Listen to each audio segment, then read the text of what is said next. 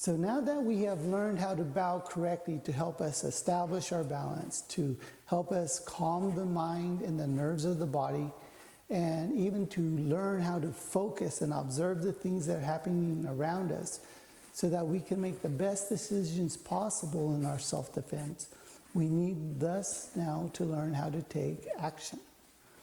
And the first thing we want to look at is the formal salutation. Now, the formal salutation holds the keys that will help us to defend ourselves against the surprise attack. And we'll be looking at a few of those things right now. So the first thing we want to look at is the bending of the knees.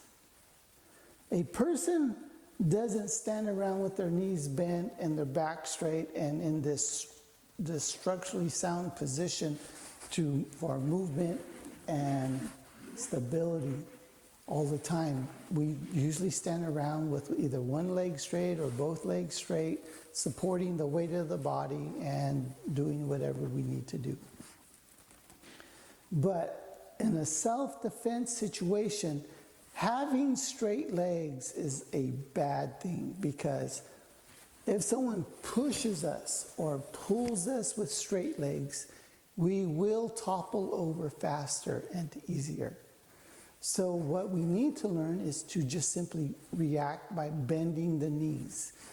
Just allowing the knees to bend slightly. Not a lot, just a little. This will allow the legs and the body to react in a way that no matter what direction we are being pushed or pulled, we can react and develop a structurally sound position with balance. So the first thing we want to simply learn is bending the knees slightly. The next thing we want to look at is the arm position. Now, the arm position is something that is so important to us that if you learn to do it right, you'll be able to defend yourselves in a lot of different ways. All that we need to do for the correct arm position is bring up the hand, the fist, to the hip bone, the top of the hip bone, here. Now, when we raise the arm up, if we lock it out, we're going to see that we have this angle of the arm, this structurally sound angle of the arm, and it is a very powerful position for the arm to be in. Through this position, we can learn to strike, where we still have that same angle, or to block, to grab, to push, to pull, so forth and so forth, or to set up some of our self-defense moves. The arm position slightly raises to the hip bone and the elbow is pressed in.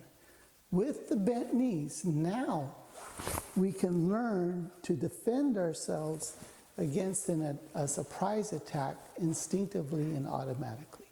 The next thing we want to learn about the warrior, and that is when the fist comes out, is that it pulls back right below the pec, high up on the ribs. And this position is a strength position. It is a power position that can help us to stop someone from punching. If we have somebody and they're gonna punch us, and we learn to block and allow that arm to come over and capture them and pull that hand in and hold them high up on the ribs, what will happen is the hand will get stuck, and when they're pulling, you pull behind the elbow. When they're pulling, it makes it very hard for them to pull that arm out to hit you. So this simple movement from here to here can help us to defend against the punch, wrap the arm, and pull it in. Once again, defend against the punch, wrap the arm, and pull it in, preventing the attacker from swinging at you and hitting you. The next thing we want to look at is the hand coming up from the high rib position. This position represents someone attacking you from the back or attacking you from the side, and you're pushing off on him. It's a very natural reaction, and it's important for us to practice because it can help us to establish our positional control of ourselves and our attacker at the same time. So in the beginning, the hands come to the hips, the warrior comes out, the warrior retracts, and now we have this turning and slight rotation of the arm all together. Let's say that I'm standing here and somebody is attacking me from the back and they're pushing me. One thing I want to do is I want to be looking into this guy. So this is the rotation and the hand wants to come up. Now, if his hands are over mine, I'm going to be trapped, but that's okay because I'm going to be rotating that hand and pushing him away at the same time. That is what's happening here. Now, whether the hand comes to the vertical, the horizontal, or the upright position, I don't think it makes that big of a deal. The only thing that matters is that you're grabbing this guy, you're pushing this guy away, you're taking control of this person to help you defend yourself at the same time. Now let's look at the scholar. The scholar with a flat hand at the same angle. The hand is at the hip, it rises, but it's a flat hand. And the scholar represents a positional check. So if my attacker is facing me and he's trying to push me, I can simply take the hand and move my attacker so that I develop control. But another thing that the scholar represents is me moving into a positional controlled position.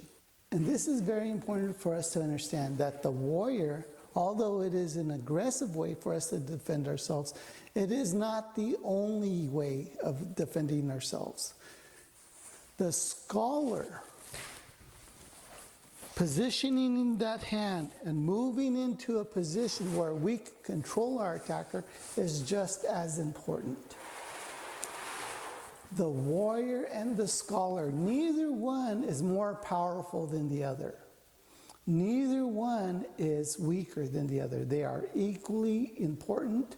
They are equally powerful. And we have to learn how to use them together in order to get our best effect. So in the salutations, what you're going to see is simply the knees bend, the hands come to the rib, you're going to see the warrior, and then you're going to see the scholar. Now when the scholar comes out, the right leg comes out to a small cat stance. And it shows the position of how we want to be able to move to face someone. In this instance, we're going to be looking at the crossover stance. So when the leg comes out to the small cat stance, it turns and the knee is bent and we're moving forward into a 45-degree cat stance. This movement represents pretty much all the reactionary steps that you can develop against a surprise attack. So the warrior comes out, it pulls to the ribs, at the same time the hand comes out and the right leg comes out into that small cat stance. Now, as the warrior turns up, the scholar comes to the warrior and they meet, but they do not touch. The left knee bends and it wants to feel the calf of the right leg, but it does not want to rest on the calf of the right leg. What that shows you is the level of which you must bend the body without going any further. So it just dictates how low you should be going. From this position, you can pretty much step in any direction you want. If you go a little bit lower, just a little bit, you're going to find that it's harder to move into a self-defense position. So it just monitors the height that our body drops, and that's very important. So we go 1, 2, 3, and then there's that turn from the side, that turn from the back to face our attacker. Now this cross step, making this cross step here, will allow the body to turn in the direction that we are being attacked. And that's what's important to understand. Even from here, we can press forward with that cross step in a power position. Or we can just move away using that cross step. But we do not want to go any lower than that monitored position between the knee and the calf. So we're here, here, here, turn, and then into another cat, and the hands come out in front of us. Now, when the hands come out in front of us, what it represents is that you're using both hands now to control your body and to take control over the attacker. This is important because now you're fully engaged in the battle. From this position here, we're going to see that the hands go back to back. This position of the hands going back to back represents the fight of hand control, wrist control. And we need to learn how to escape that hand battle quickly and easily. And this is one way to do it. Now, in American Kenpo, the hands go back to back and the hands are rotating and then they pull together at the end. This small rotation represents how we can use the hand, the wrist, to press into the hand and escape. So if somebody grabs you, for example, somebody grabs you this direction, the hand wants to rotate in and rotate up this way.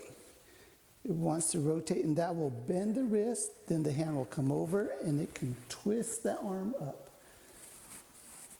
So the hands come out and they rotate. This is the battle of the hands. And you're grabbing those hands and then you're stepping back and you're pulling them in. The salutations is vital to our martial arts experience. The salutation is vital to our martial arts self-defense in reality. Because the surprise attack is a very dangerous thing. And if you're not prepared, if you're not used to doing a few simple things to help develop control over your body, you will have a harder time defending yourself. I'm Sensei Frank, and we'll talk to you next time at Tech Tiger Martial Arts.